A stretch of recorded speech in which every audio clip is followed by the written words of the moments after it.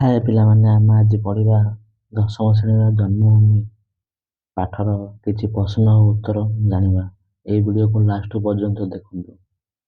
ପ୍ରଥମ ପ୍ରଶ୍ନ, ଗ୍ରାମର ଶୃଙ୍ଖଳିତ କର୍ମଯୋଜନା କ'ଣ?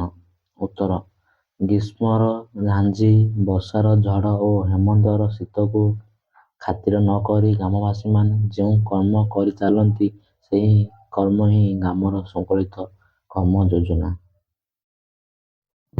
2 ନମ୍ବର ପ୍ରଶ୍ନ, କୃଷ୍ଣ ଦ୍ୱାରକା ଯାଇ ସେଠାରେ କେଉଁ ବିବାହର ଅଧିକାରୀ ହୋଇଥିଲେ? ଉତ୍ତର, କୃଷ୍ଣ ମଥୁରାରୁ ଦ୍ୱାରକାରେ ଉପନୀତ ହୋଇ ସେଠାରେ ବିପୁଳ ରାଜ୍ୟ ସ୍ଥାପନ କରି ଅପରସୀମ ବିଭବର ଅଧିକାରୀ ହୋଇ ଅଭ୍ରଂଶ ପ୍ରାସାଦ ନିର୍ମାଣ କରିଥିଲେ। 3 ନମ୍ବର ପ୍ରଶ୍ନ, ଶ୍ରୀକୃଷ୍ଣ କେଉଁମାନଙ୍କୁ ପ୍ରବଞ୍ଚନା କରି ଗୋପପୁର ଛାଡ଼ି ଆସିଲେ? ଉତ୍ତର, ଶ୍ରୀକୃଷ୍ଣ ଗୋପପୁରରେ ନନ୍ଦ, ଯଶୋଦା ଓ ଗୋପୀ ଗୋପାଳଙ୍କୁ ପ୍ରବଞ୍ଚନା କରି ଗୋପପୁରରୁ ଛାଡ଼ି ଆସିଲେ।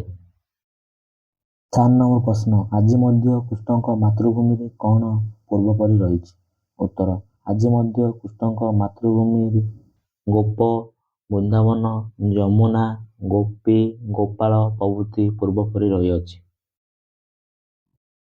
5 ନମ୍ବର ପ୍ରଶ୍ନ, ଶ୍ରୀକୃଷ୍ଣ କାହିଁକି ଲଳିତା ଦୋଳାରେ ନିଜର ଅବଶ ଅଂଶକୁ ଢାଳି ଦେଇଥିଲେ?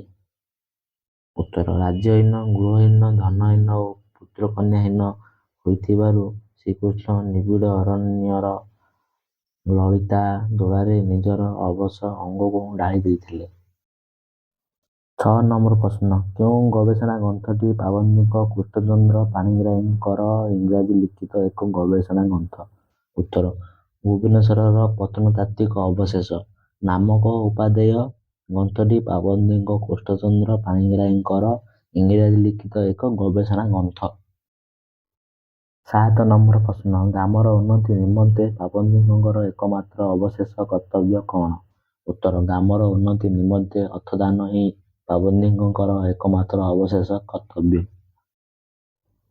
8 ନମ୍ବର ପ୍ରଶ୍ନ, ପୁରାତନୀ ଗାଥା କ'ଣ ଭେଦ କରି ଆଜି ଆମମାନଙ୍କ ପାଖରେ ପହଞ୍ଚିଛି? ଉତ୍ତର, ପୁରାତନୀ ଗାଥା ବହୁ ଶତାବ୍ଦୀର ବିସ୍ମୃତି ଭେଦ କରି ଆଜି ଆମମାନଙ୍କ ପାଖରେ ପହଞ୍ଚିଛି।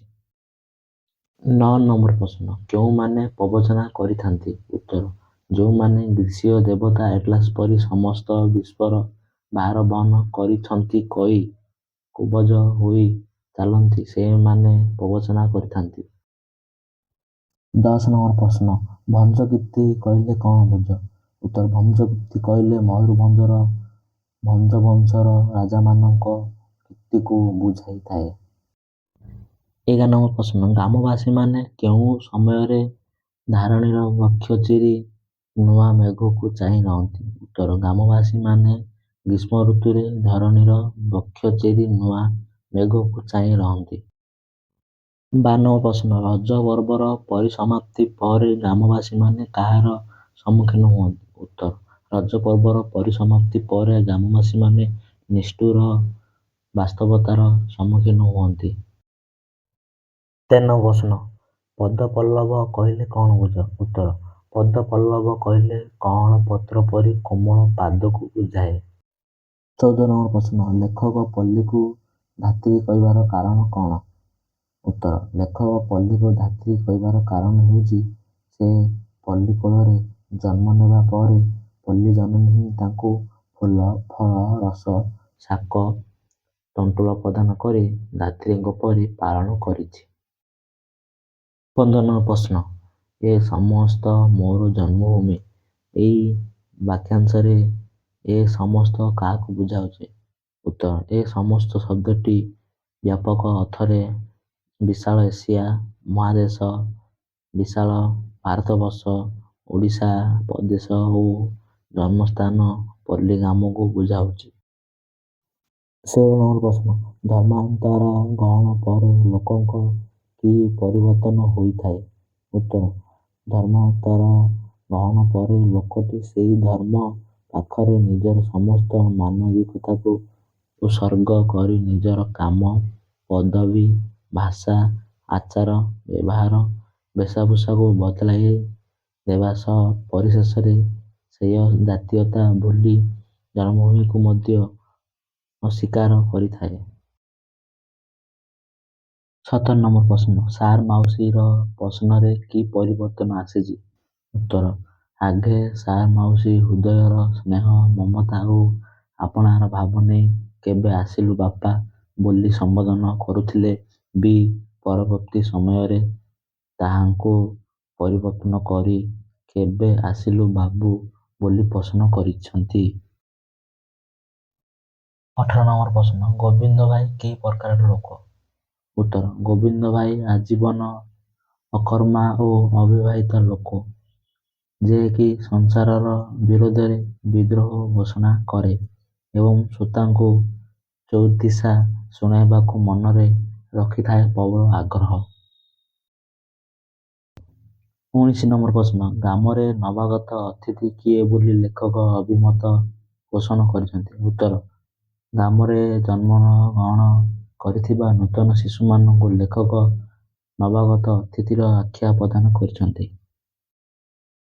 20 ପ୍ରଶ୍ନ, ଗ୍ରାମର ବିଦ୍ୟାର୍ଥୀମାନଙ୍କ ସମ୍ପର୍କରେ ପ୍ରଥମେ କି ପ୍ରକାର ଧାରଣା ସୃଷ୍ଟି ହୋଇଥାଏ? ଉତ୍ତର, ଗ୍ରାମର ବିଦ୍ୟାର୍ଥୀମାନେ ଭବିଷ୍ୟତରେ ପିତାମାତାର ଯତ୍ନ ନେବେ ଓ ଗ୍ରାମର ଉନ୍ନତି ବିଧାନ କରିବେ ବୋଲି ଗ୍ରାମର ଲୋକମାନଙ୍କର ଧାରଣା ଥାଏ। 21 ପ୍ରଶ୍ନ, ଶ୍ରୀକୃଷ୍ଣଙ୍କ ବଂଶର ଶେଷ ଅବସ୍ଥା କ'ଣ ହୋଇଥିଲା? ଉତ୍ତର, ଶ୍ରୀକୃଷ୍ଣଙ୍କ ବଂଶଧରମାନେ ପରିଶେଷରେ ପ୍ରଭାସ ତୀର୍ଥର ଏରକାର ବନରେ ପରସ୍ପର ହଣାହଣି ହୋଇ ଧ୍ୱଂସ ହୋଇଯାଇଥିଲେ। 22 ପ୍ରଶ୍ନ, ଭଲ ବିଶ୍ୱବାସୀ କହିଲେ କ'ଣ ବୁଝ? ଉତ୍ତର, ଯେଉଁ ବ୍ୟକ୍ତି ତାଙ୍କର ମହାନୁଭବତାର ପରିଧିକୁ ପଲ୍ଲୀଗ୍ରାମରୁ ଆରମ୍ଭ କରି ବିଶ୍ୱ ପର୍ଯ୍ୟନ୍ତ ପରିବ୍ୟାପ୍ତ କରିପାରନ୍ତି, ସେମାନେ ହିଁ ଭଲ ବିଶ୍ୱବାସୀ ଭାବେ ବିବେଚିତ ହୁଅନ୍ତି। ଏହିପରି ବିଭିନ୍ନ ପାଠର ପ୍ରଶ୍ନର ଉତ୍ତର ଜାଣିବାକୁ ହେଲେ ଆମ ଏହି ଚ୍ୟାନେଲକୁ ଭୁଲନ୍ତୁ ନାହିଁ ସବସ୍କ୍ରାଇବ୍ ଏବେ କରିଦିଅନ୍ତୁ।